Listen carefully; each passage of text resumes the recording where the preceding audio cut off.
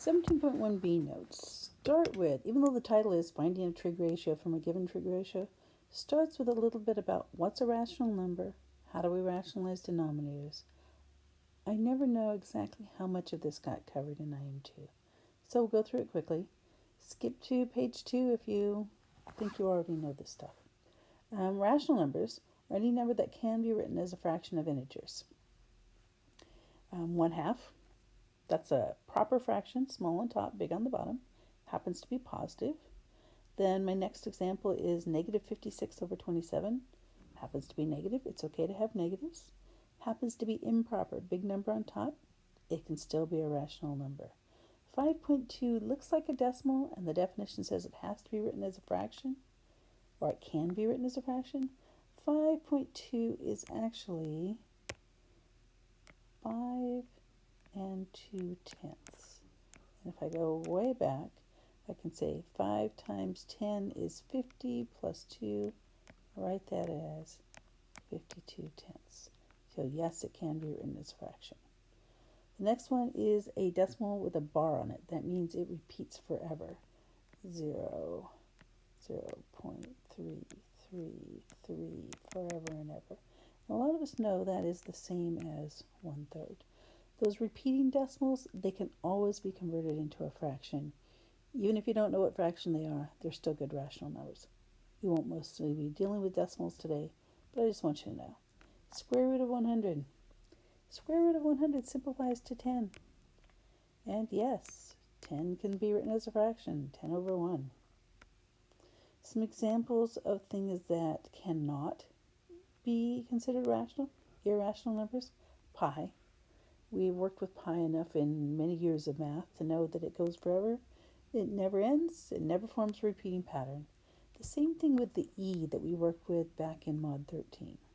Root 2, 1.414, I don't even know what the rest of it is. It goes forever and never forms a repeating pattern. Another example is when you have a nice whole number multiplied by a radical that doesn't work out. Those are all examples of irrational numbers. In part of today's assignment, they asked for exact answers, not decimal approximations.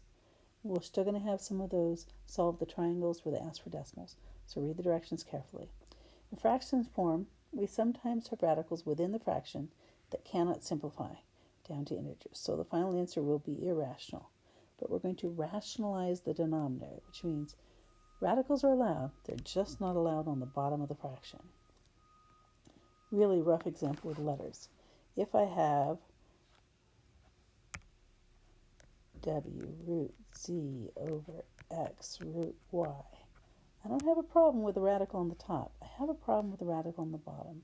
So I'm going to take this and multiply the radical I'm trying to get rid of, which means the top of this is now w outside square root. The z and the y come together inside the same radical. At the bottom I have my x, and I have the square root of y squared. The square root of y squared is just y.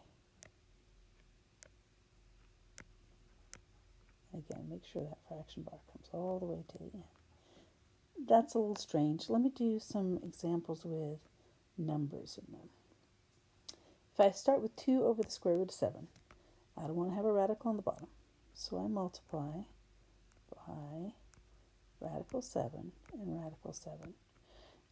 The reason we can get away with multiplying the top and the bottom by radical 7 without changing the value is because root 7 over root 7 is just 1. Multiplying by 1 changes the way something looks. It doesn't necessarily change the way its value turns out to be. So the top of this is now 2 square root 7. The bottom is the square root of 7 times 7, the square root of 49. And just like the example above, when we did the square root of 7 squared, we ended up with just 7.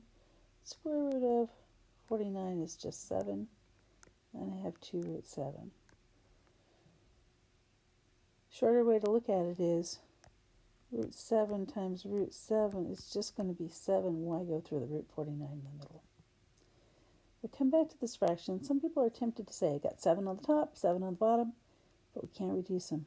a 7 inside the radical, a 7 outside the radical, cannot be reduced. That's as far as that one can go. If, however, I look at this second problem, I've got a 3 and a 15, which look like they could reduce each other. And since they're both inside the radical, I can. 3 goes into there once, 3 goes into there 5.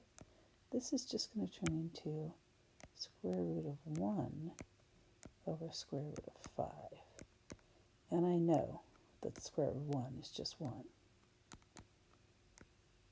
But I'm not allowed to leave that radical on the bottom. So let's say, got to get rid of the radical on the bottom. I'm going to multiply root 5, top and bottom. And yes, I do want to show that stuff. Eventually, mod 18, we could start skipping that stuff maybe. But right now, I want to see it. This turns into 1 times root 5, which is just root 5. Root 5 times root 5, which is root 25. But I don't bother to write that just step down because root 25 is just 5. It doesn't make the bottom disappear. It just turns the bottom into a whole number. And again, I've got a situation with root 5 over plane 5, both 5s, but one's inside the radical, one's not inside the radical. I can't do much with that. Let's look at the third one. I've got radicals on the bottom, and some people would want to multiply the top and the bottom by 2 root 5, and it will work out, but it's work that you don't need to do. The one thing I'm trying to get rid of is the root 5, so I'm multiplying top and bottom both by root 5. And you know, I think that while I'm at it, let's save some time later and say 2 and negative 12 can reduce each other. I don't want to have to reduce it later. So this turns into negative 6. And I've got that root 5 on it. And I have root 5 times root 5, which is root 25. Nobody needs to write that down. Turns into plane 5. And 1 times 5 just leaves a plane 5 on the bottom. And that's the final answer for that one. Now look back to this middle one for a minute and show you a different way I could have done this problem. If I started with root 3 over root 15, and I didn't happen to notice that 3 and 15 reduced, or I didn't know it would work that way, I could multiply by root 15. The bottom would be root 15 times root 15 is square root of 225, plain old 15. The top is the square root of 45. But in this case, we have 45, which can split up to 5 times 9, 3 times 3, pair of 3's, left over 5. So I'm going to turn the top of this fraction into 3 square root 5 over 15. And then 3 goes in once, 3 goes in 5, root 5 over plane 5. Same answer that I got over here, just a little longer in case you just didn't happen to think about reducing before you started. Same thing could happen with this third example here.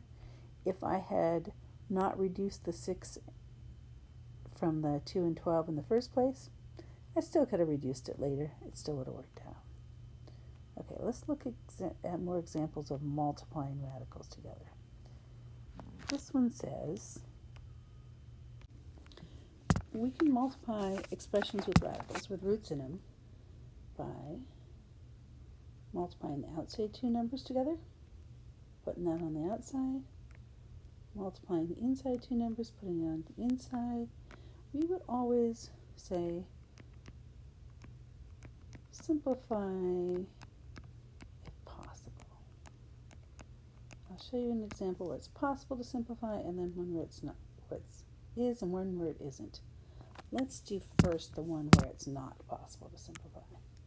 So what if I start with 5 square root 2 times 7 7 square root 3. I'm going to do 5 times 7, put a 35 on the outside.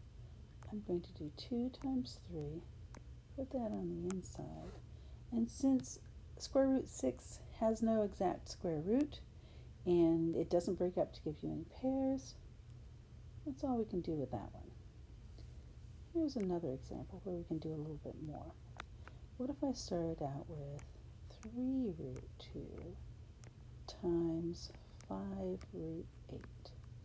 Certainly I could simplify root 8 first, but I'm going to wait and deal with it after it's done. I'm going to say 3 times 5, 15.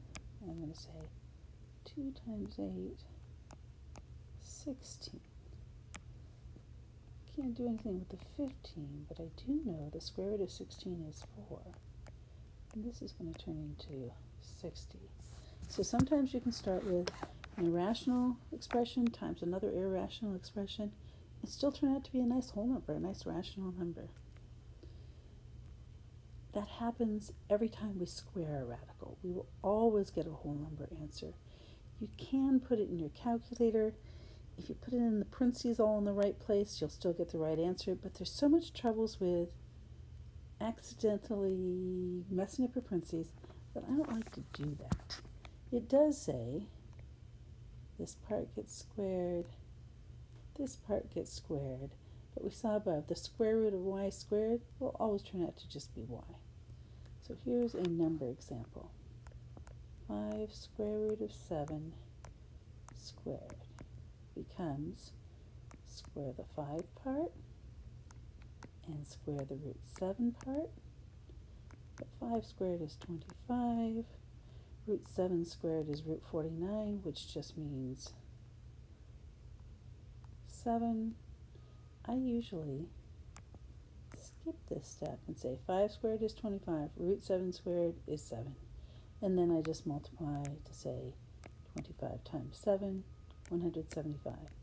It's really quicker than trying to figure out all the parentheses in your calculator.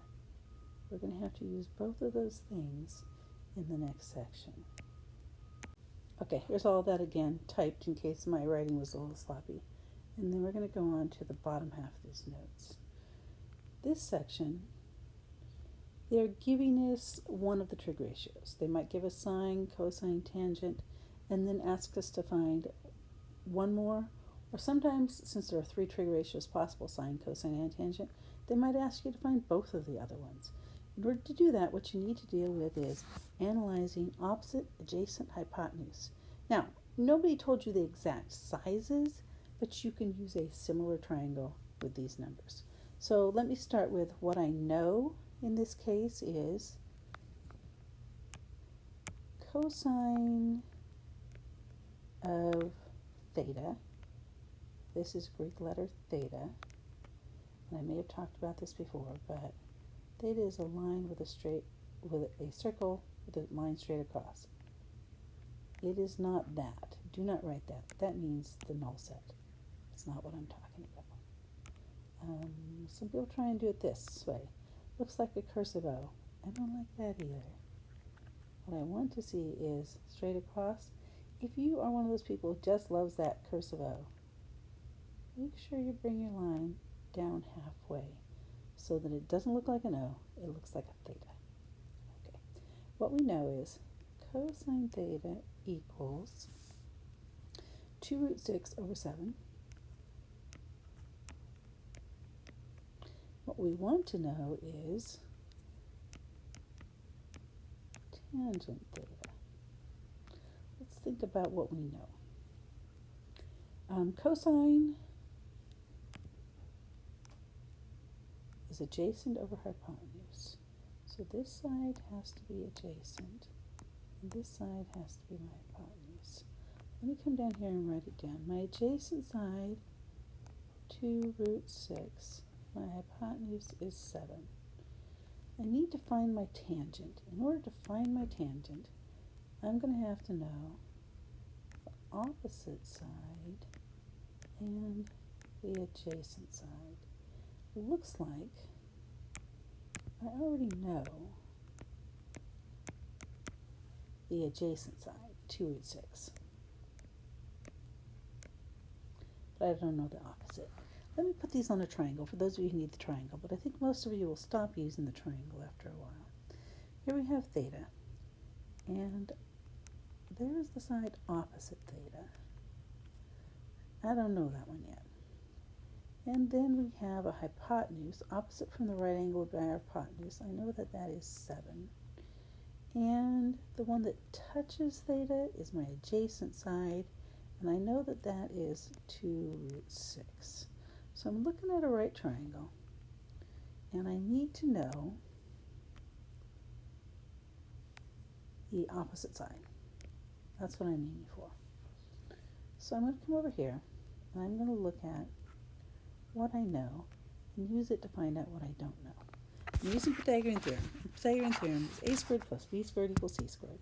But in this case, I'm going to call that the opposite squared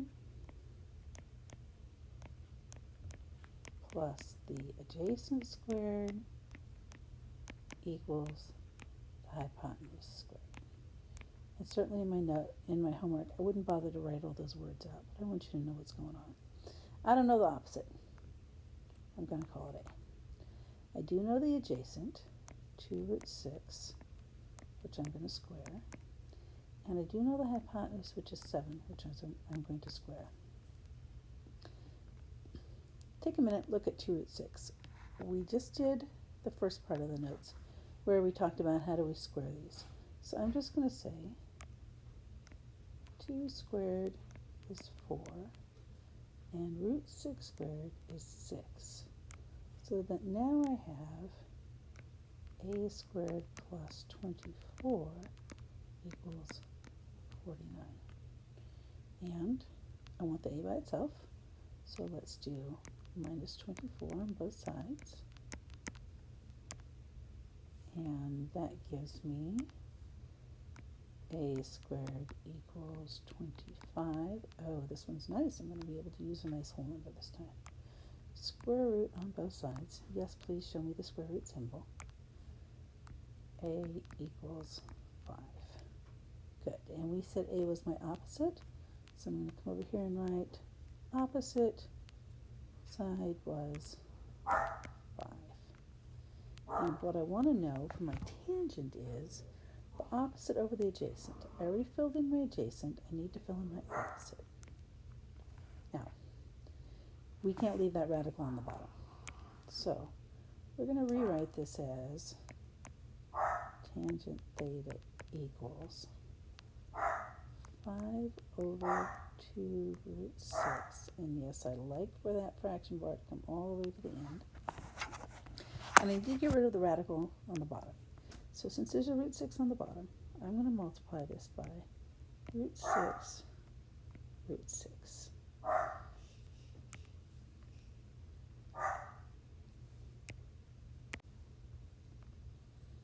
Okay, top of this fraction, 5 square root 6. Bottom of this fraction, I still have the 2. I have root 6 times root 6, which is root 36. But we're just writing down simple 6 for that. 5 root 6 over 12. 5 and 12 don't reduce. You might be tempted to reduce the 6 and 12, but one's inside the radical, one's not inside the radical. I can't reduce it. So I'm going to end up with a final answer that says the tangent of theta equals 5 root 6 over. The next example wants us to find sine given tangent. So let's write down what we know. The tangent of theta equals 3 root 3 over 5. Let's write down what we want to know, the sine of theta.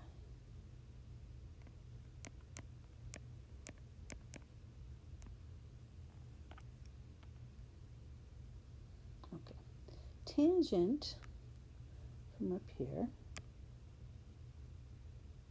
is opposite over hypotenuse. Opposite hypotenuse. come over here and I'm going to write the opposite is 3 root 3. The hypotenuse is 5. I need to still work on finding the adjacent. If it makes you feel better to do it on a triangle, we can do it on a triangle as well. Opposite from the theta, that means not touching the theta here, is 3 root 3.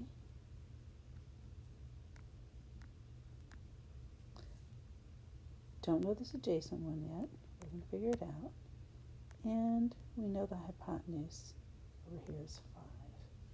This was our opposite. This was our hypotenuse. This is our unknown adjacent side. I usually don't bother to draw the triangle after I've done a few of these. I need to know the sign. And sine is always opposite over hypotenuse. So opposite over hypotenuse. If I look at the one that I know the opposite. So I can write sine theta equals 3 root 3.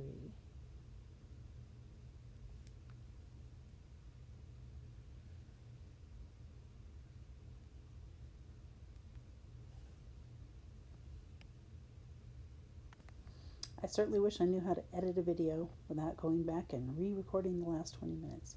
So stop a minute, notice that I paused, I erased some things that I found out were wrong. I wrote tangent was opposite over hypotenuse when tangent is opposite over adjacent. I come over here, that means the adjacent side is 5. The one that's touching the theta is 5. The one that I don't know is my hypotenuse. I severely apologize.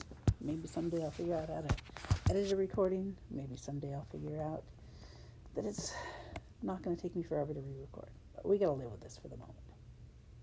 Okay, opposite over adjacent. I need to say, I already know my opposite side was 3 root 3. I don't know my hypotenuse. That's the one I'm going to have to work on right now. I'm going to come over to the ones that I know and say Pythagorean theorem.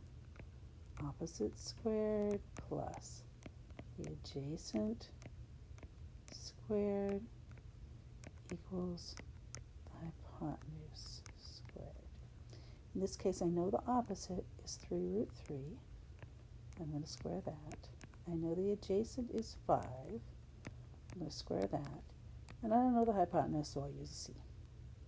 Now, 25 out of 5 squared is pretty easy.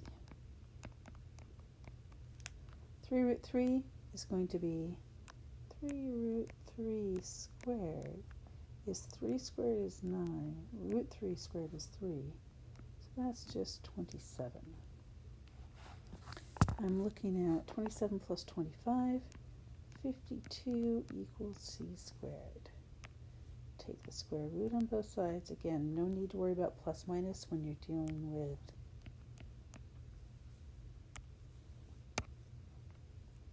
the sides of a triangle. I need to split up my 52. I'm going to come over to the left, split up my 52. What goes into 52? I know cards well enough to know that there are 52 cards in a deck, and a deck of cards has 4 suits, each with 13 cards. 4 times 4 splits to 2, so I get a pair of 2s and a leftover 13. So I have 2 square root 13.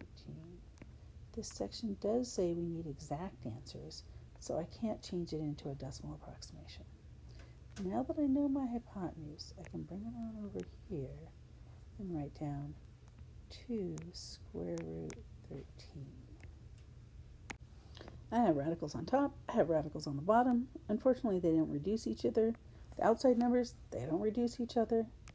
I'm going to say I need to get rid of the radical that is on the bottom. And the one that's on the bottom is the square root of 13. I don't need to multiply by the top one. I'm not trying to get rid of that. Multiply by square root 13, square root of 13. Again, I'm multiplying by 1. It's going to change the way it looks, but it's not going to change its value. So that I end up with a 3 and a square root 39. On the bottom I get a 2, and root 13 times root 13 happens to be root 169. That doesn't really matter because we know that square root 13 times square root 13 has to turn into just 13. I take a look and I say 3 doesn't reduce with 2, 3 doesn't reduce with 13. The bottom's going to turn into 26. I have that 3. I'll try and split up my 39, but I get 2 and 13, no pairs. So this is just going to have to stay square root 39. And that is my answer for sine theta.